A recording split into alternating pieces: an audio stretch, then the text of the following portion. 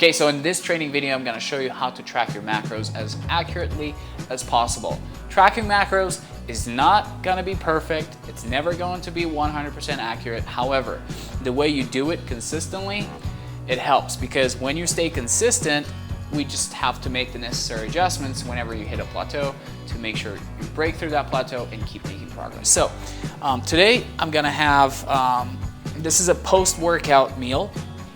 I'm gonna keep my carbs fairly low. I have spaghetti squash right here, baked.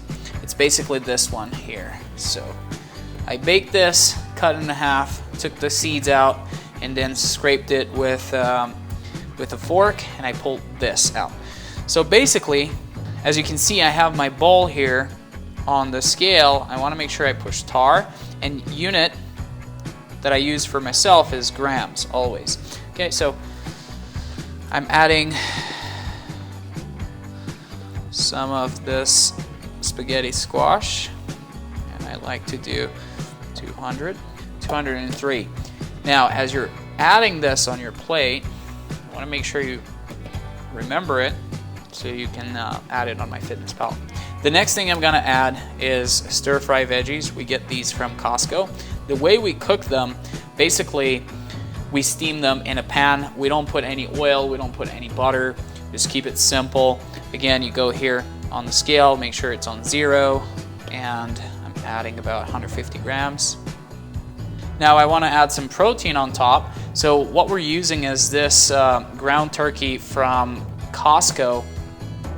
Basically, you can find it on MyFitnessPal or whatever app you're using to track your food. You want to make sure that the macros here on the label match what you find on the tracking app that you're using. This is how cooked it looks like. We don't put any oils or any butter.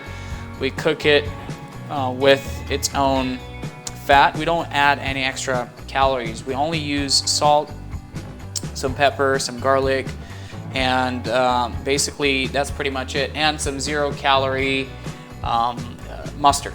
You can add your own spices. Make sure any spice that you're using doesn't have calories. If it does have calories, then you have to count that in for the whole amount, and then you divide it per serving. So it's a little bit more complicated, but this is how we do it. Super simple. You always use tar. You always put it to 0. Track it either on grams or using ounces. And you want to make sure that each macronutrient is cooked separately. So I warmed up my food. Now, if you choose to add ketchup or mustard, you want to make sure that you take a look at the food label on the back. And if it does have calories, you want to track it. Okay, so for example, what I do is I push tar, okay? And if I choose to have some ketchup, I want to make sure I track it. Okay, I'm gonna do 10 grams, 11 grams, whatever. So just for the sake of this training, you basically add that in your tracking app. You want to make sure that you don't miss that. If you have anything else, other sauces, other oils, dressings, if you put a dressing, you want to make sure, like, let me show you something.